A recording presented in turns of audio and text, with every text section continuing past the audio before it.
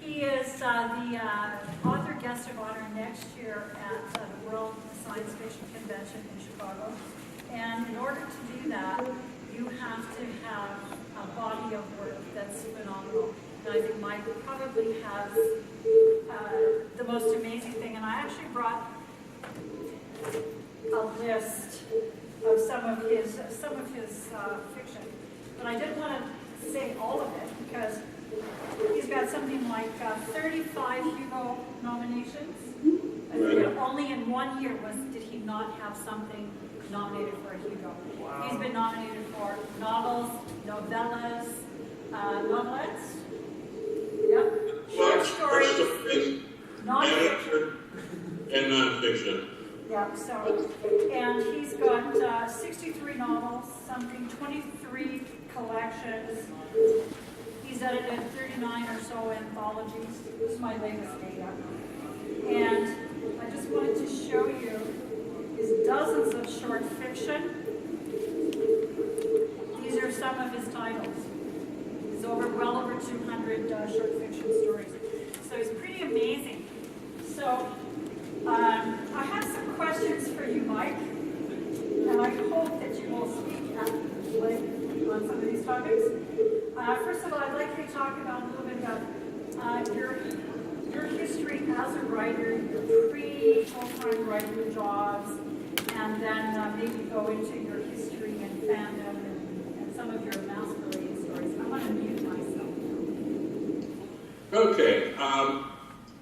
My mother had been a writer, and I decided early on when I was 7 or 8 years old that it seemed like an honorable profession because you could sleep till noon, dress like a bum, and tell anybody to go to hell. You still can. When I married Carol, I decided it was time to go out and get a job editing, and just, for a regular paycheck. I wrote my way through college, but any writer will tell you that you never know when your next check's coming, except that it'll be late.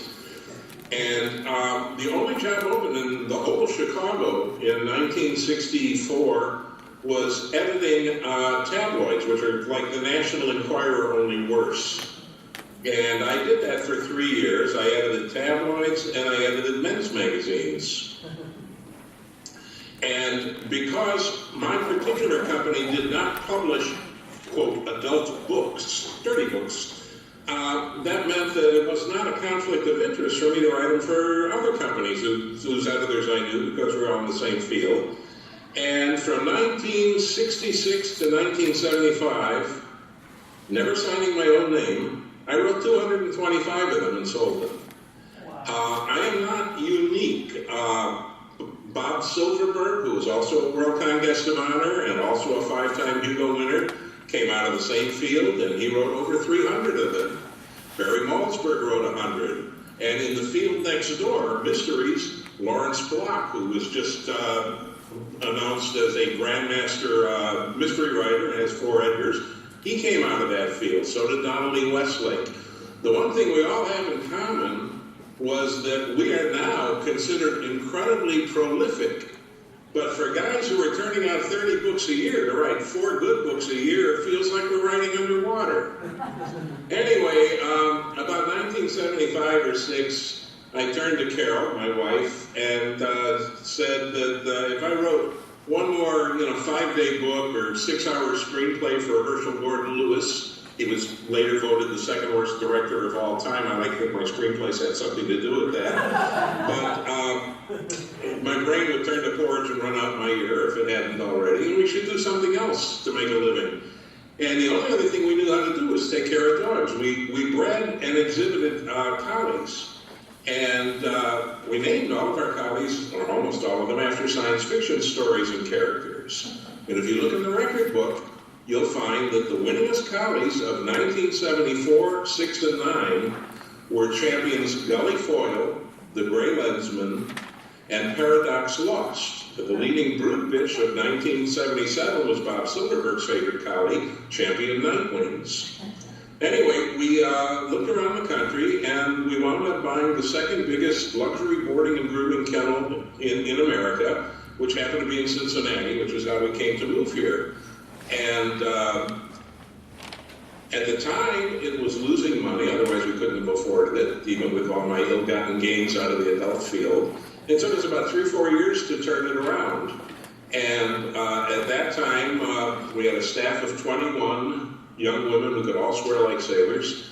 And we found out that they were not only much neater than the men, but that they were also careful enough to, do things like read medication charts, which none of the boys grew up knowing how to do. And in fact, we used to teach, we had a few boys, we had to teach each of them how to use a mop, which was just silly.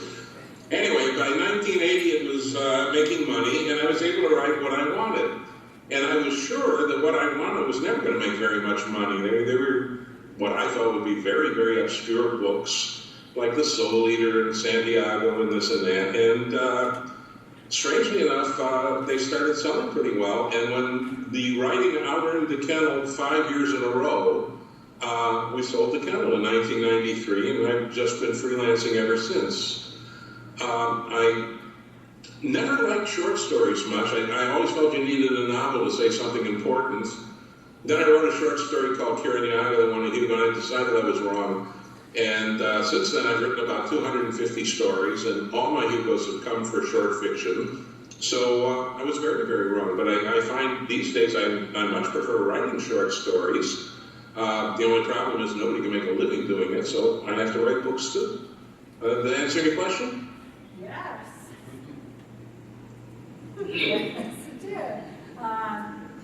And that actually, I kind of went to a question I was going to ask a little later, but Kirinyaga is based on your experiences in Africa. And I know from our old days on CompuServe, you were called Moana. And you were called Moana for a really good reason in terms of his ability to kind of be the master and the mentor. And so can you talk a little bit about Africa and how that played into things like Kirinyaga or your Paradise trilogies and stuff? You killed the sound and the feedback. Okay, that's better. I had always wanted to go to Africa. It wasn't Edgar Rice Burroughs, believe it or not. It was a guy called Alexander Lake who wrote 2 books, one called Killers in Africa and one called Hunter's Choice, which I read when I was 9 or 10 years old. And I am proud to have brought back from obscurity. They've been out of print for about 45 years, and I got them back for a series I was editing for Alexander Books. I think it's called Mike Resnick's African Adventure Series, some such thing. Anyway, I'd always wanted to see it, and we got there for the first time in 1986 and started going every year or so. And in 1987, Orson Scott Card contacted me and said he was doing an anthology that would be called Utopia, spelled E-U-T-O-P-I-A. And the conceit was that there'd be a number of artificial planetoids circling the world, or wherever the hell he put them, and each of them would be colonized by a group that was trying to create a utopian society. And he had already farmed out communist utopia and thinking golf or speaking golfing utopia, whatever. I said I would take East Africa. And there were a couple of catch-22s that made this book really, really interesting. One was that it had to be told by an insider. Nobody could come and give you a wonder tour of what was going on, and that was the story. And the other was that anybody who was unhappy with their utopia could go to a certain place on it called Haven and be picked up by a maintenance ship, one of the ships that maintain these worlds, and leave. So there would be no rebellion against a big brother. So based on that, I thought, well, what is the single most onerous custom that I know among the Kikuyu people, which are the people I knew the best at the time and that I would be writing about? And it turns out that they do have a custom that if a baby is born feet first, it must be a demon and put to death. Now, circa 1986, not a lot of Kikuyu were doing that, but it was still part of their tradition. So I thought that I would have a Mundulugu, a witch doctor, who is not a magician in African tribal culture, but rather an interpreter of tribal tradition and laws. And I would have him kill a baby right at the beginning of the story that was born feet first, and then have to defend it against the group that created these planetoids. And I was going to give him the best defense I could. I wasn't going to make him guilty. He believes in what he does. And I created a very interesting fanatic who was good for 9 more stories in the novel, and that was my Mundamugu. And I think the best story in there is a story called For I've Touched the Sky. It didn't win the Hugo, 2 of the others did, but it was nominated for Hugo and Nebula. And it was about a little girl who wants to read, a very bright little girl. And in Kikuyu culture, women don't read.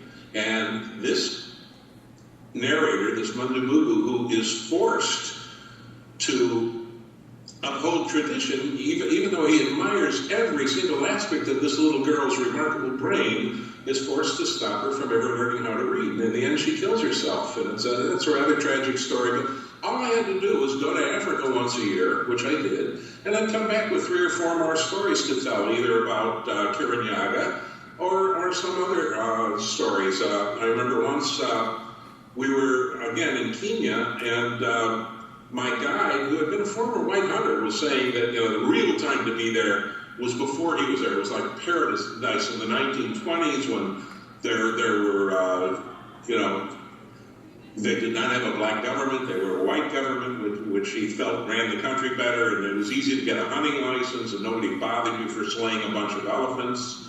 And then I talked to a girl at dinner, a girl he knew who was maybe 20 years old, and she was saying that she thought it was a paradise just before she got there, right during the opening days of Uhuru, when people were nobly motivated by what they wanted the country to be. And then I talked to a couple of black politicians who were saying, well, it wasn't paradise yet, but it was getting there. And it occurred to me, this place was never paradise, but everybody had a vision of it, never when they were there, either receding or forthcoming. So I wrote a book called Paradise, which is nothing but an allegory of Kenya's history. And it went over very well, so then I wrote Purgatory, which did the same thing for Zimbabwe, and Inferno, which did the same thing for Idi Amin and Uganda. One of the things most people don't know about Idi Amin, for example, yes, he did kill 300,000 Ugandans. That was a pretty awful guy. But his successor, Dr. Milton Obote, killed even more Ugandans than Amin did. And his successor, General Tito Okello, killed more than both of them put together. So you ask yourself, what in the world kind of country, once considered by Winston Churchill, not that far back, as the Pearl of Africa, has people that line up 3 times in a row that strew roses in the paths of genocidal maniacs. And once you see this stuff, it's hard not to want to write a book about it. I'm answering at length because the feedback from this machine is such that she has to mute me, and this is you two that are asking a question every minute. Okay, Blondie. Thanks, Mike. You're talking about some very important issues, and one of the things that I've noticed from all of your fiction is that most of it really does have something really important to say, or it evokes some kind of really major emotion. And I know, like the 43 Antarian dynasties, which you got the idea from a trip you took to Egypt. And my personal favorite, of course, as you know, I cried buckets and buckets, is Barnaby in Exile. So can you talk a little bit about what makes that short story so special? Another one is your recent collaboration with Leslie Robin called Soulmates. And what is it about short fiction that really does say something important to people? Okay. Well, I should start with the oldest of the stories, which is Barnaby in Exile. I was at a RiverCon. They don't hold them anymore, but it was in Kentucky. And I was having coffee with Maureen McHugh. And she was talking about, we were talking about Coco, the signing gorilla. And she said that there was an even brighter, or more educated, I suppose is the word, bonobos chimpanzee that she had seen on a documentary, and it had a vocabulary of about 300 words, signing words, obviously it doesn't speak. And I got to wondering, what would happen to an even brighter chimpanzee than that if all the funding were cut off and given an education equivalent to 4th or 5th grade and vocabulary of 1,000 words or so and nobody to talk to, he was returned to Africa. How lonely would he be? What would he do to try to communicate with a bunch of chimpanzees who were, no brighter than the average left tackle on a football team? And that was the story, Barnaby in Exile, that gets Barb weeping buckets every time I read it. I would probably retire it, except I love to see her cry. The 43 dynasties came about because we were on a trip in Egypt. And we had a guide, what was his name? Hamdi, I think. And he, at one point, thanked us. There were 4 science fiction people there, and he thanked us for paying attention and asking interesting questions. He had the equivalent, to be a guide, he had to have the equivalent of a master's degree in Egyptian history, and he had to be able to speak 4 languages fluently, of which one had to be English. And he thanked us for listening because his last group kept telling him to shut up because they were much more interested in talking about the point spread between the upcoming Cowboys and Steelers game. And it occurred to me that there was a wonderful story there about a guy who gave up teaching college because he makes more money from tourists' tips, showing off the glories of a race, glories that no longer exist, to the newest set of conquerors, which is what poor Hamdi was doing. I turned it into a science fiction story that when I do go, the 43 dynasties. As for Leslie, over the years, I've had about 20, what would I call them, proteges. Actually, Maureen, Barb held her hand up, she seems to be one of them. Maureen McHugh dubbed them Mike's writer children. And these days, the 2 most recent I picked up at the Writers of the Future contest that I judge out in California each year. Brad Torgeson, who had the cover story of the December Analog, and Laurie Tom, a Chinese-American girl who won the $5,000 award for the best short story. It's a good place to go find good writers who need a little help. Anyway, with Leslie, I had been selling somebody's collection, an old fan who didn't know how to use a computer, selling a collection off for him on eBay. And an auction ended for, I think it was an autographed Anne McCaffrey book, and Leslie had been out of town or something. She wrote about a week later saying, "Is it still for sale?" because nobody had bought it. And I said, "Yeah." And I asked her, because she sounded like she read a lot of science fiction, if she'd ever read anything by me. And of course she said no, because I'm very, very hard to find in Australia where she lived. And we got to talking back and forth, and I realized from the tone of her letters and the way she pushed nouns up against verbs that she had potential to be a pretty good writer. So I suggested she write a story. And she got very shy and said, no, she couldn't do that. And I said, I'll tell you what, I'll collaborate on a story with you. It's a guaranteed sale. I won't do it, cold. I'll wait until we have an anthology assignment they can't turn down. So she said, well, she was afraid I might not like her or this or that. We would meet at the Denver Worldcon, which was her first convention ever, 14,000 miles from her house. So we met. She needed to save money, so did the blonde person staring at me there. So I arranged for them to room together. And they hit it off, and Leslie and I hit it off, so we wrote a story. And it was called Soulmates.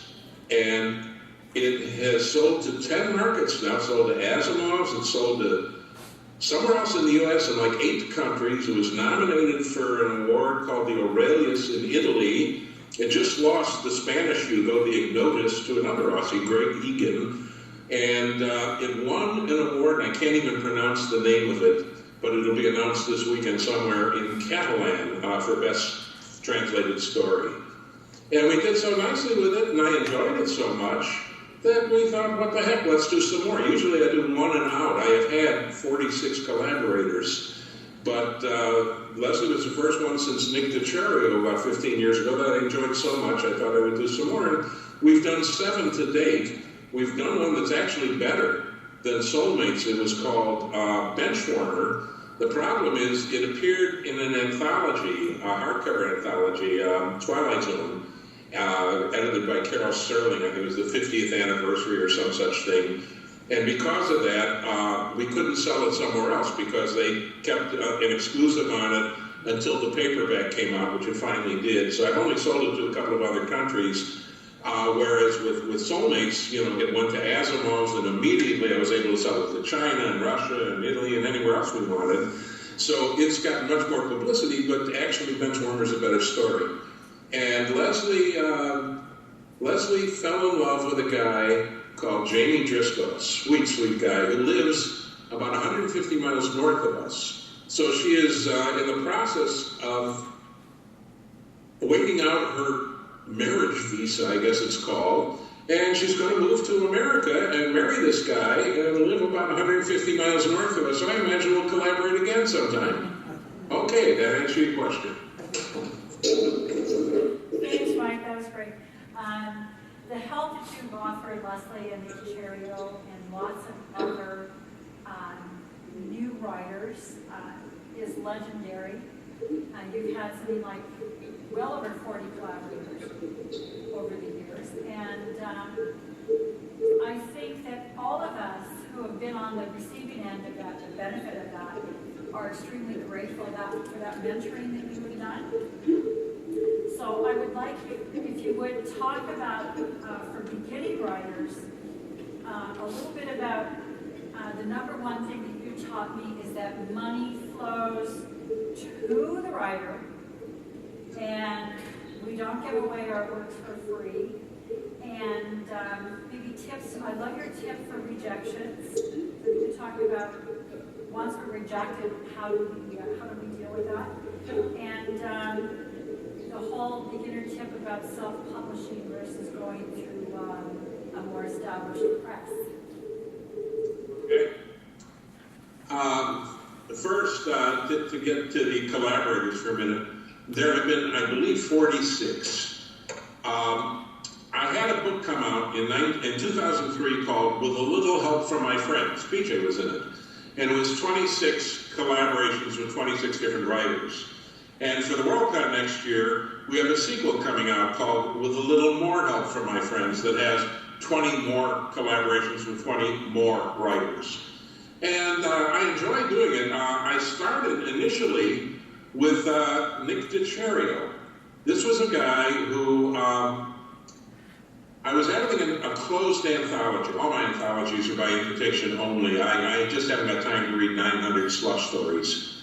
And it was alternate Kennedys, and Nancy Kress had been invited into it. And she runs a workshop, and Nick was a member of the workshop. And he had a story that she thought might fit the anthology, so she told him to send it to me. And I should have sent it back unread. But I thought, well, let me look at 2 or 3 pages to see just how dreadful this unsold writer is. And by page 3, I knew nothing could keep it off the Hugo ballot, and I even bounced one of my own stories so I could run it. And I met Nick at the WorldCon about 6 months later, and sure enough, he was a Hugo nominee, a World Fantasy nominee, and a Campbell nominee. And I asked him, why in the world did you send it to me? I mean, I know Nancy said it fit, but this could have gone to any magazine, which at the time had circulations 3 and 4 times as big as the anthologies, and was much more likely to make the ballot than he made it anyway. And he said, well, actually, he had sent it to every magazine in the field, and everyone had given him a 4 reject. Well, all that meant to me was none of the slush readers read it, or none of the editors read it, because you couldn't read it and not know how good it was. But we became friends, and about a year later, he sends me a novella called Unto the Land of Dayglow. And he said, that was a pretty good novella, but again, everybody's turned it down. Can I point out what's wrong? And I read it, and I said, what's wrong is these guys aren't reading you because this is as good as this short story, The Winterberry. So I figured somebody had better get this kid in print on a regular basis, or he's going to leave us and go write espionage or mystery, and we're going to lose a wonderful talent. So I had 2 or 3 anthology assignments laying around, and I offered to collaborate with them just to get them in print. And we sold those 3, and over the next year or 2, I think we did 7 more. We wound up with either 10 or 11 stories, enough that we came out with a collection. called Magic Feathers. And I figured, you know, he can't be the only guy who is languishing in slush piles, never getting looked at. And every time I came across a good new writer, I collaborated with them, and I also started assigning them stories for my anthologies. One of the nice things about editing an anthology as opposed to a magazine is I was buying like 25 stories at a crack, not 6. So if I get 10 stories from names we could put on the cover, I could go buy 12, 13 stories from lesser names or totally unknown names and bury them in the middle of the book. You know, the readers would find them, and it's not like if you're editing analog and you can do 4 stories a month and every one of those names has to be able to go on the cover. And over the years, I collaborated with enough of them. I think 9 of my, what Maureen calls my writer children, have made the Campbell ballot. And I think a 10th will next year, Brad Torgerson. And only one of them won the Campbell, and she's one I never collaborated with. It's my daughter, who is very aware of what name she's dragging around through science fiction and never wants it to be said that I helped her. But she did win a Campbell. But the others were all nominees, and I found out that I was learning some things from them. They had some approaches I'd never considered. So I thought, well, I know a lot of friends in this field. Maybe I should collaborate with some established writers. So I started, and over the years, I've collaborated with Kevin Anderson, Harry Turtledove, Nancy Kress, Chris Rush, Catherine Acero, you name it, about 20 or 25. So it's split about half and half between my helping new writers and my bonding with my friends, which is a wonderful way to do it. You couldn't do this really prior to the computer because every time you sent something back and forth in the mail, it would take a week or two. Okay, what were the other? Oh, advice to newcomers, yeah. First, money flows to the writer. You do not spend money. You do not take out ads telling people where to find your e-stories. You do not self-publish when you're talking about self-publishing paper. I mean, that used to be an absolute rule. You never self-publish because it was a public declaration that your story wasn't good enough to compete in the economic marketplace, that nobody would buy it and you had to do it yourself. That's still true in terms of paper. But now, in this decade, we've discovered ebooks. And ebooks, well, everybody knows the story of Amanda Hocking, who had 9 or 10 rejected romances, never sold a word, put them up online, and sold 4 million books off Amazon in 1 year. But for every Amanda Hocking, there are still a ton of beginning writers who have no branding. That's the word, the industry word for it. And, you know, with 800,000 or 900,000 ebooks up there, there's no reason for a fan to look for your book if you haven't already got a bit of a fan following. So I would think for beginners, it's probably still best to sell a few books or at least win an award for a story, something so your name is known and that buyers of ebooks know to look for it. Now, for old farts like me, it's a whole different story. I have 40 novels that have reverted to me from before the days of ebooks. And rather than resell them for peanuts, which is all you get for most resales, I have converted them into ebooks. They're up on Amazon, they're up on Barnes. None of them are bestsellers, but for the first time since 1969, I have a guaranteed monthly income of 4 digits that I can count on month in and month out. Now, there have been months I've made 10 and 20 times that, but there have been a lot of months that I make 0. This is a very, very nice, dependable income, and I'm not the only one who's doing this. Almost any writer who was writing in the 70s, 80s, and early 90s, whose books came back to them before publishers realized what gold there was in those ebook hills, we're all doing this. Kevin Anderson, Mike Stackpole, Bob Vardaman. I mean, you can be a bestseller or you can be a very medium seller, but you put those books up there and it doesn't cost you a penny. You know, if you self-publish, you got to pay for paper and binding and printing and cover art and distribution and shipping, and then you're still, like any publisher, probably going to gobble 50 to 70% returns. But if you do an ebook, it costs you nothing to do it if you're at all computer literate, and since I'm not, it costs me $10. And that's my entire expense. practice. I put it up on Amazon, it costs me nothing. I put it up on Barnes, it costs me nothing. And I can count as well as the next guy. I know that my publisher pays me 10% and that Amazon pays me 70%. So I don't have to sell a sixth as well to make more money. Okay? Thanks. I do hear your feedback there. You had once said that you didn't think workshops like Clarion or some of the others were very useful to writers. And I know in 1999 you were a guest at Clarion East, I think, West, one of the Clarions, and sort of changed your attitude about that. So if you could talk just briefly about that, and then I'm going to move on to Hollywood. No, the reason I didn't think much of workshops, I had been in some, and the first one I was in Chicago. It was called Windy City Writers Conference or some such thing. And it had the local writers. There was Gene Wolfe, Algis Budrys, Phyllis Eisenstein, me, and 5 or 6 beginners. The only one whose name I can remember was Tom Easton, who went on to review books for Analog for about 30 years. And the thing was, our stuff was pre-sold. We were just writing, assignments. So all we wanted were nitpicks. Did I use the wrong word? Did I, something like that, the wrong date. And we paid no attention to any serious criticisms because we had already described the stories to the editor. We already had contracts. On the other hand, the beginners listened to all of us, all of our advice, even when it was contradictory. They would turn their stories inside out, trying to put in everything each of us said, even when we disagreed with each other. And that's when I realized that back in those days, this was before AIDS, there were sex clubs, especially in New York. And there was a saying in the sex clubs, which was swans swim with swans, ducks swim with ducks. What it meant was, if you look like George Clooney and Raquel Welch, you were unlikely to go to this club and swap with a pair of 800-pounders. And the same thing seemed to apply to this.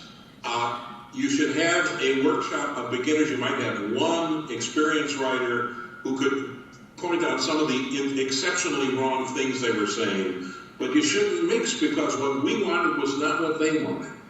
Okay, move the clock ahead to 1999. I still didn't think much of workshops. Then I taught Clarion. I think I taught the 4th week. It's a 6-week course.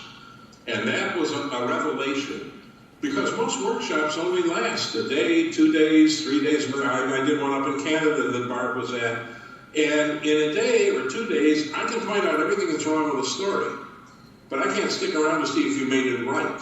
With Clarion, they had 6 weeks to work those stories through till everyone was as good as you could make it. And an awful lot of stories sold because of that. And there were some very, very good writers in there. One of my writer children from Clarion is called Toby Backel. If you can't find him over there, try the bestseller list. He had a New York Times bestseller a couple of years ago. Again, somebody I collaborated with. I bought his first couple of stories. He didn't need me after that. Another one was Tom Gerritsen, maybe the finest humor writer I've ever met. He had a little problem in that he didn't really like writing much. He liked whitewater rafting. He's down in South America somewhere as a guide. Hopefully someday he'll come back and write again. And anyway, I was convinced that Clarion had the key, which was see that story all the way through. In the last 2 or 3 years, I have been judging the L. Ron Hubbard Writers in the Future contest, where before everybody groans, Hubbard's name is mentioned, but Scientology is never mentioned. Nobody makes any effort to talk about Scientology with the judges or the writers. Anyway, some of the people who came out of that workshop, and that's, again, a long workshop where you have time to see a story through. Patrick Rothfuss, who just had the #1 New York Times bestseller. Eric Flint, first thing he ever wrote, he wrote for Writers of the Future. Kevin Anderson, Christine Catherine Rush, Dean Wesley Smith, they all came out of there. So those are the 2 venues where I believe workshopping helps, where you have more than one pro, but only one at a time, and where you have enough time to see a folk story through to its logical conclusion. You asked something else, I can't remember what it was. Okay, Writers in the Future takes the judging and the big award ceremony where you had to wear a tuxedo, as I recall, and you look very handsome. And, I'll tell you something else about it. but if after you talk about that, if you could talk about the history of Santiago as a screenplay and what's happening in Hollywood. All right. Just very briefly about the Writers of the Future. It's held in a 5-star Hollywood hotel called the Roosevelt. It's the hotel where the very first Hugos were given out. Not Hugos, I'm sorry, Oscars, excuse me. And it's on TV, and not only do we have to wear tuxedos and gowns, but I'm a presenter each year, and when I get out of my seat to go backstage, a couple of minutes before I'm due to present, I turn back and look, and some guy in a tuxedo is sitting there. So the like with the Oscars, the camera never shows an empty seat. Now that's a class act. Okay, Hollywood. Where should I start? Well, in 1989, Gary Kurtz, is that his name? Guy who did Star Wars. He optioned. He and a fellow called Ed Elbert optioned Santiago, and after about a year and a half, I wrote and said, how are things going? Which you're never supposed to do because they don't have any use for people who deal with words, they deal with images. But Albert called me up and said, we'll show you the script because we're not real happy with it, see what you can suggest. Which is unheard of in my experience and most people's. And they sent it to me. And it arrived about 2 hours before I was getting on the plane to go to the Nebulas that year in New York. And I showed it to my editor, Beth Meacham, at the hotel. She'd been the editor who bought Santiago. And it's the first time in my life I ever saw somebody laugh so hard they fell off a chair. I showed it to my agent, Eleanor Wood, and she didn't laugh, she cried because they had just destroyed Heinlein's The Puppet Masters, and she was sure they were going to do the same thing to Santiago, having read the script. The hero in the book, at least, is a loner, and in the script he's got a 6-year-old nephew called Jimmy who says something cute in every scene. And my 40-year-old beat-up lady reporter, who was one of the leads, became a 22-year-old Mexican Spitfire, and it was just dreadful. So rather than spend, 6, 7, 8 hours going through it, explaining everything that was wrong, I sat down and wrote a 5-page opening scene and sent it and said, maybe consider going this direction instead. And they called back when they got it, and they said, you're going to be home for half an hour? And I said, yeah. And they said, we're going to set up a conference call with the director. Sit still. So half an hour later they call, and the gist of it is, will I write the screen? Would I like to write the screenplay? And my answer is no, I think I'd hate it. But I'll do it, because I'm afraid if I don't, you'll film the one you've got. So that began a 2 or 3 year education in screenwriting, which is totally different from story writing. There used to be a term, let me show you, in the sex field, which I told you I was in, called flip strength. You would take a book and you'd flip through it, and wherever you stop, there had to be a sex scene. Okay, Carol and I came up with a term, flip strength, for screenplay. You'd flip through the pages, wherever you stopped, if there was more than 50% dialogue on that page, throw it out. There was a Broadway show, a wonderful one, called City of Angels, by Larry Gelbart, that was it, the guy who did MASH and also did some funny stuff. And Gelbart had a wonderful lyric in there, if he did the lyric, somebody did, in which the director, turns out to be the villain of the play, is talking to a writer, a Raymond Chandler type, who's busy emasculating his story and selling out to Hollywood. And there's a stanza in there which is, don't cling to the words to which you gave birth. Remember how many a picture is worth. And whenever I do a screenplay, I cut that stanza out and I post it on my computer so I don't forget it. Anyway, for about 2-3 years, I would send him scenes, I would fax them, and he would then call me up, tell me what was right and wrong with them. And because Chris Rush and Ralph Roberts and a few others wanted to learn how to write screenplays and didn't want to pay for screen school, I would pass on all the information I gave to them, and they would see everything I had written. Okay, I now meet the director. He stops by our house for a weekend and goes off to do whatever directors do. And the next thing I hear, they've decided they don't want him. They got a young crew they like better. And the thing I hear after that is the director is suing for $1 million. $500,000 because they had told him he was going to direct, and he's not. And $500,000 because he's not getting partial credit and partial bonus for the screenplay. So I immediately called Albert, this guy who's producing, and saying, something's terribly wrong here. You guys never gave him a contract, so I don't know why he's suing you. And he never wrote a word of the screenplay. Not only that, I can prove it, because Chris Rush and Ralph Roberts, everyone else has seen every draft, and they'll vouch that I didn't change a word of it after I visited with this guy. And he said, yeah, he knows all that, but they're going to settle. And I said, what? He says, yeah, they always, put money aside for bullshit lawsuits. I said, well, can I sue you? And he said, no, you don't understand that he's not threatening to sue us now. Because if he sues us now, we don't have a movie. We'll just cancel the whole thing, we'll be out your option money. What he's going to do is wait until we go into production. And if we budgeted for $60 million for a 30-day shoot, he'll sue on a Tuesday and get an injunction to close down shooting. And it'll get laughed out of court on Thursday. But we've lost 3 days and $2 million a day. It's easier to pay him $75,000 to go away. So again, I said, well, can't I sue you tomorrow? I'll go away for 50. And he said, no, you still don't understand. Part of the settlement is we don't pay him a penny unless there's a movie. In other words, anybody can sue us now. We have to start shooting. So they got a new crew, a young guy, his brother was a special effects guy, somebody else was a cinematographer. They all worked together.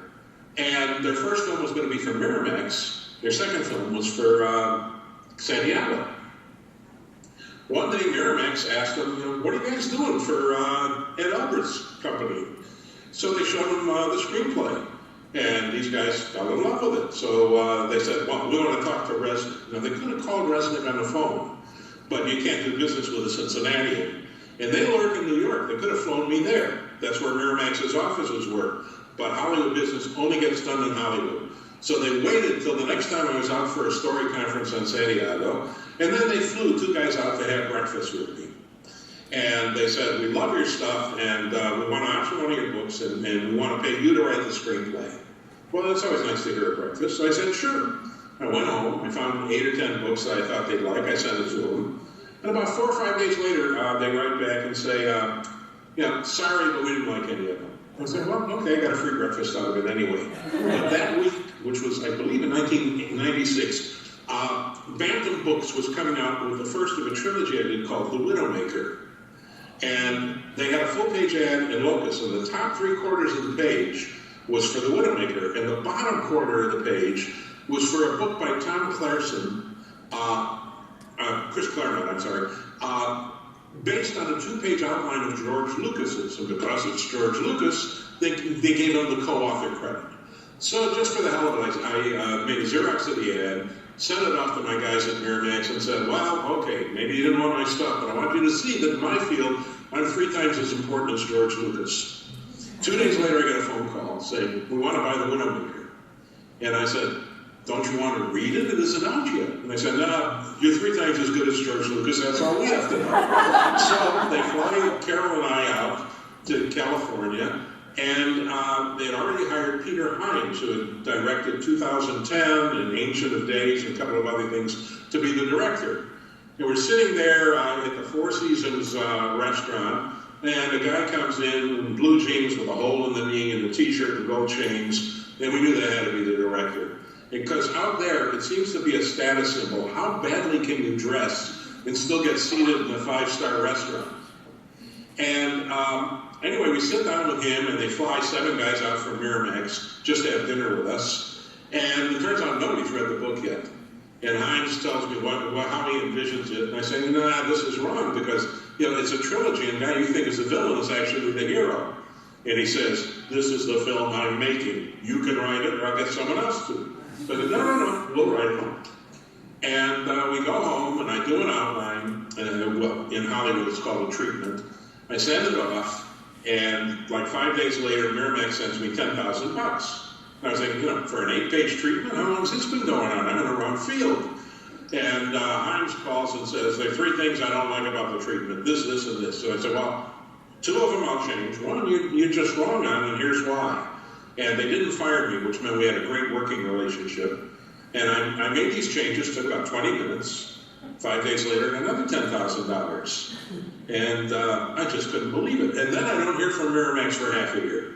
Finally, I call Hines and I say, look, it's April. I thought you guys wanted to start shooting in August. What's going on? Shouldn't I write the script? Shouldn't somebody give me input?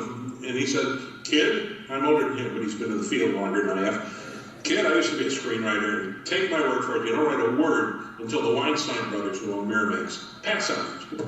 And sure enough, 2 days later, I got a phone call, very apologetic, from one of the vice presidents who kept flying out to have dinner with us, saying they had just done their first science fiction movie for this new subset of Miramax called Dimensions, and it was a sequel to The Crow, and it just bombed. And Bob Weinstein, who's in charge of this division, doesn't understand science fiction anyway, and they're not going to make the movie.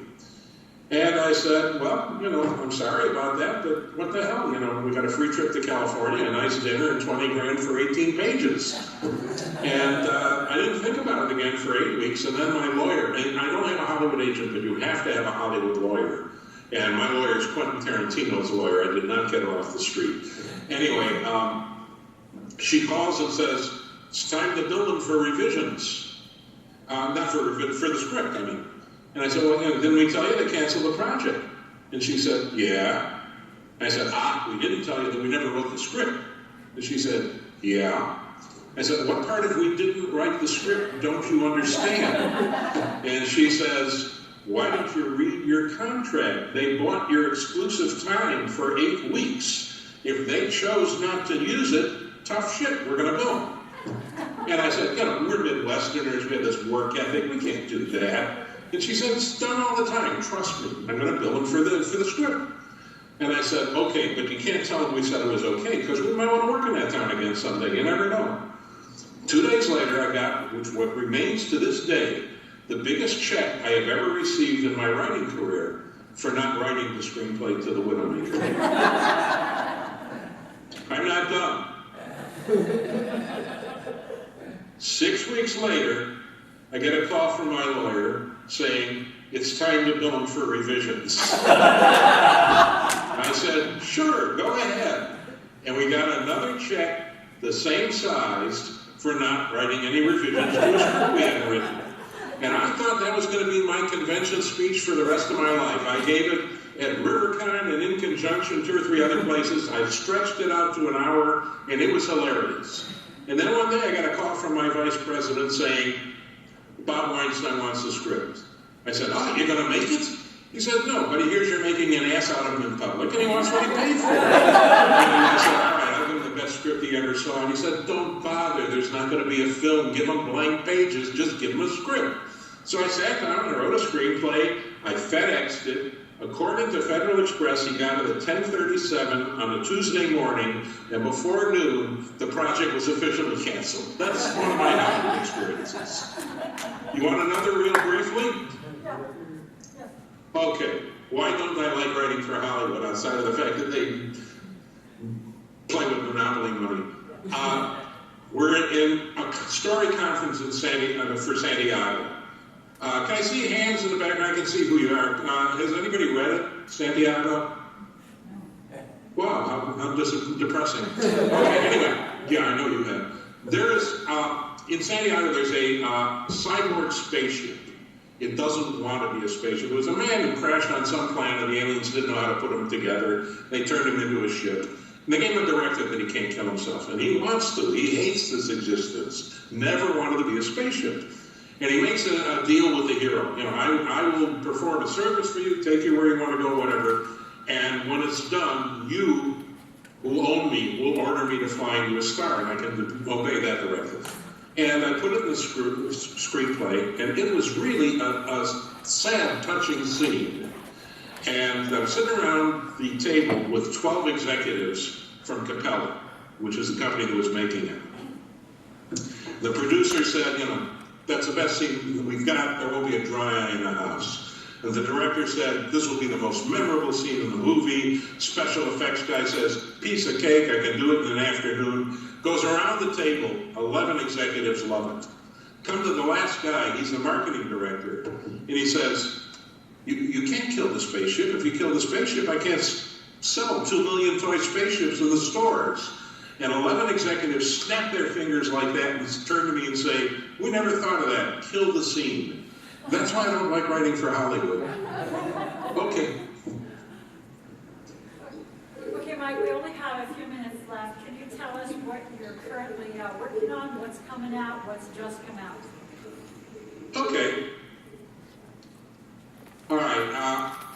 This is only because I'm the WorldCon guest of honor. I'm not this busy most times, but I think I have 11 books coming out between now and next Labor Day.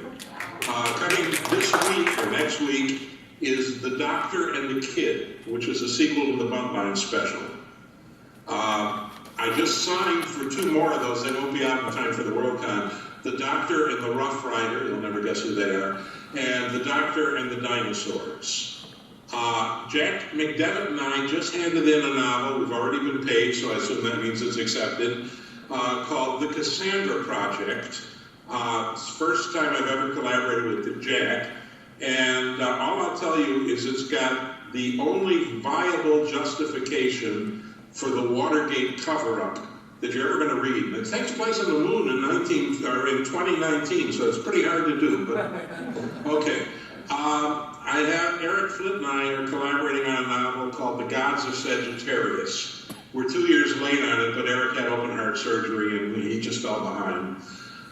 In terms of collections, I've got one coming out called The Incarceration of Captain Nebula and Other Stories from Subterranean. I got one called Resnick's Menagerie. It turns out that I've written 17 or 18 science fiction stories about animals, one of which BJ was telling you before. And that'll be out for the WorldCon. I've got one called Stalking the Zombie. I have 3 novels out, Stalking the Unicorn, the Dragon, the Vampire, urban fantasy starring a hard-boiled detective. They're tongue-in-cheek. And over the years, I've done 8 or 9 novelettes with him, and this is a collection of them. I did some serious novellas starring a detective called Jake Masters. They appeared in Jim Bain's universe and elsewhere, and there are enough of them to make a book. And it'll be coming out from PS Publishing in England again before the WorldCon with a title I've wanted to use since I was 6. The subject matter has changed, but it's called Masters of the Galaxy, the Jake Masters stories. I have, as I mentioned, a collection of my collaborations called With a Little More Help from My Friends. I have a collection of my professional articles coming from Wildside Press called Resnick on the Loose. They named it, I didn't. And finally, I have one that my friend Leslie Robin named. I always ask my listserv for titles when I'm stuck for one, and she gave me a great one. This is my WorldCon Guest of Honor book, published by the WorldCon, and it's going to be a collection of all of my Hugo-nominated stories. There are 29 of them, of varying lengths. 5 winners and 24 non-winners. So the name of the book is Win Some, Lose Some. And that's it through the end of next year anyway. I hope that'll keep everybody spending money. Okay, Mike, well, our time is up, and as always, it's a pleasure to talk to you, and we'll have to do this more often in a more public, less public place.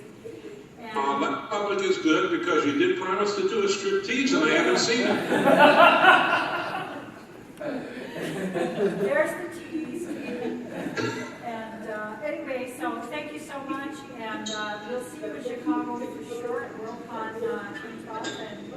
And any burning questions? Mike is always approachable. You can catch him on Facebook.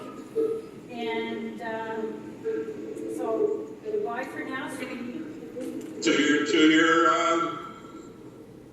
do your parties go? Your scattered parties go? Thank you.